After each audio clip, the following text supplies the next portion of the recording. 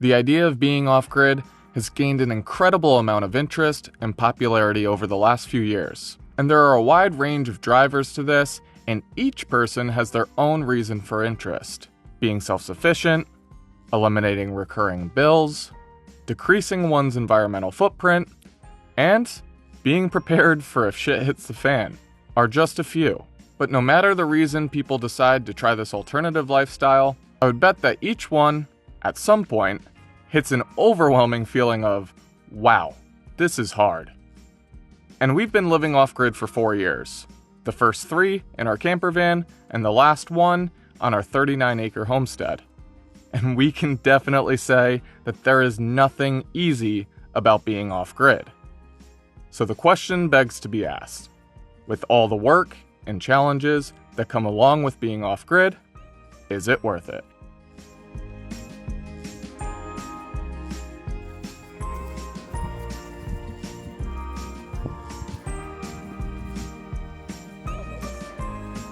Let's go check the battery.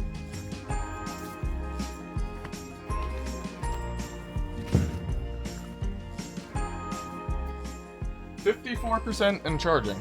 I mean, that's not too bad. I'm not mad about that at all. It's been cloudy for like 4 days now, so we're still kind of just offsetting our power usage with what solar can be taken in on a cloudy day. So, not bad. So today we're going to talk about some off-grid systems, the ones that we're using here, alternatives to them, and ultimately, do we think being off-grid is worth it? And the most natural place for us to start is with electricity. So behind me is the system we probably talk about most here on our channel, and that is our 4,800 watts of solar sun power energy that supplies all the power here on our homestead. So Matt and I completely installed this system ourselves, and we documented all of that on our channel. And since we finished the install, this has supplied 99.9% of all of our power here. With the exception of a small handful of times that we had to run the generator, we've had to run it 3, maybe 4 times in the last 6 months. And with that point being made, you don't necessarily need a large or mid-sized solar system like what we have here to be considered fully off-grid. You could run fully off of a generator and be fully off-grid. And for the first 6 months or so of living here, we actually only had around 700 watts of solar panels and some batteries that we used in tandem with our generator to run our electricity. Now, while we were able to work on a partnership to fund the build out of our solar system, the completed system actually cost a few $1,000s less than it would have been to have power run down to our property.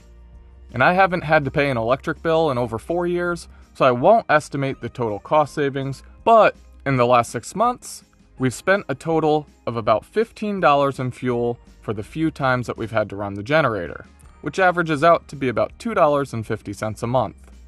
And I won't deny that there's an occasional bug that drives me crazy for an hour or two, but I'll also say, when everyone around us was losing power and internet all spring long from all of our crazy storms, we were here, up and running.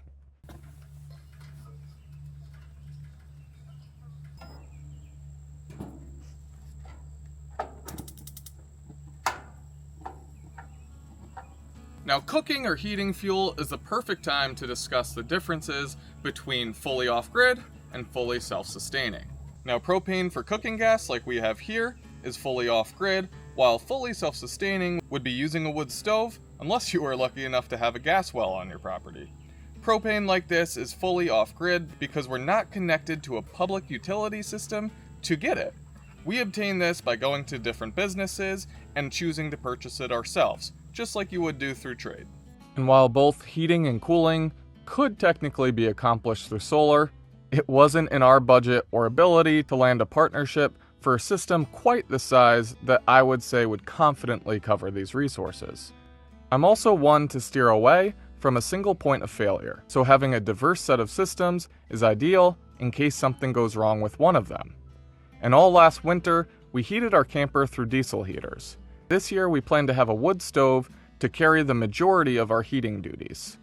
A wood stove will be a lot more work, but it's also something that we'll be able to provide the fuel for ourselves, just at the cost of our labor.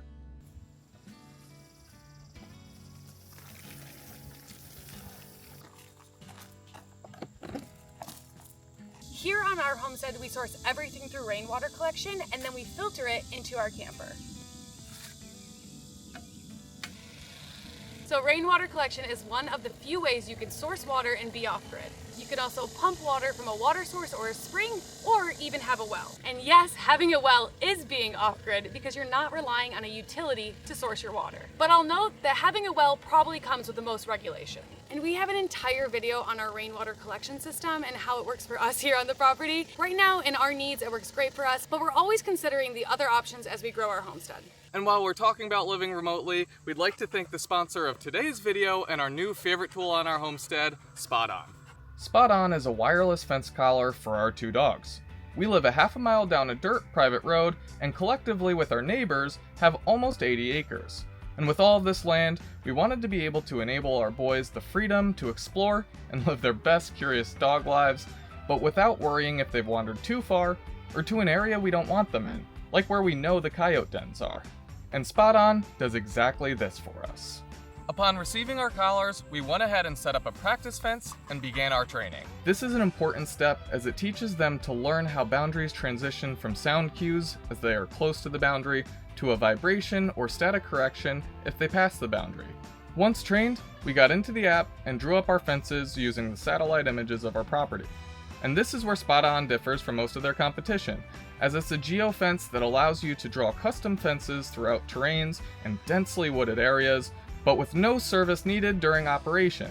Our favorite feature is the ability to draw and save several fences. We have a daytime fence that allows them to roam our immediate 10 acres where we spend most of our time on, a full ridge fence that gives them access to most of our property and our neighbor's property, and a nighttime fence that keeps them on the top acre of our property so we know they're safe. SPOTON has totally changed our lives here at the Runaway Ranch, so check out the links below to see how SPOTON can give your pups the freedom they deserve without you having to worry. Good boy. Good boy. Good boy. Now, being fully off-grid and fully unplugged are 2 totally different things.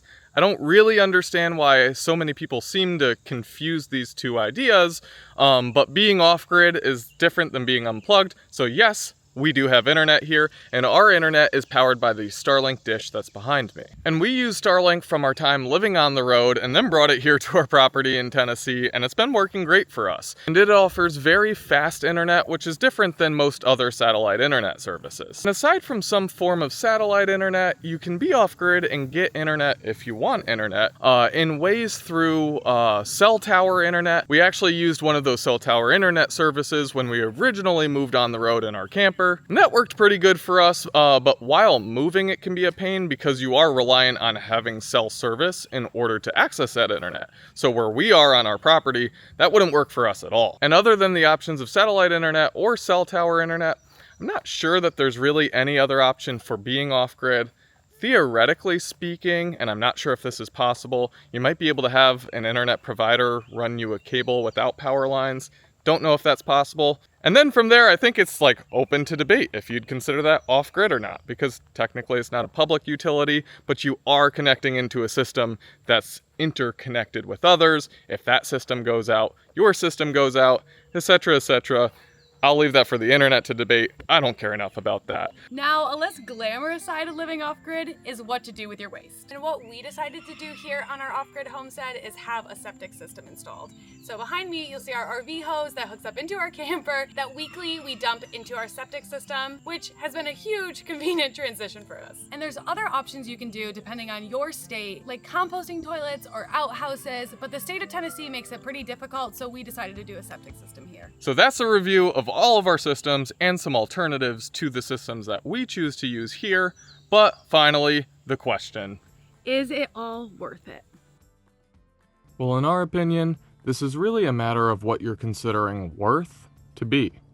If you're asking if the financial cost savings of having fully off-grid systems is worth the extra effort and inconvenience, I'd likely say no, at least with our current system.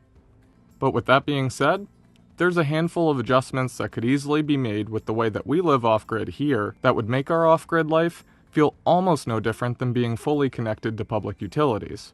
But we just aren't there yet, and it may be quite some time until we get there. But ultimately, If cost savings is your major driver to being off-grid, I'd likely advise against it. But if your drive is to have a greater feeling of independence, to be in charge of how you access and use your resources, then the narrative changes. To us, being off-grid creates a better connection with being human.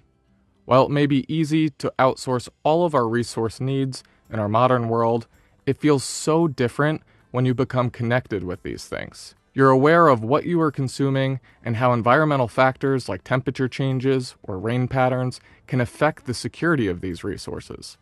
And we began falling in love with this while living in our van. It's absolutely not for everybody, but if you're open to feeling a little uncomfortable, it's a pretty amazing and freeing feeling. For us, on our little homestead here in Tennessee, off-grid is absolutely worth it.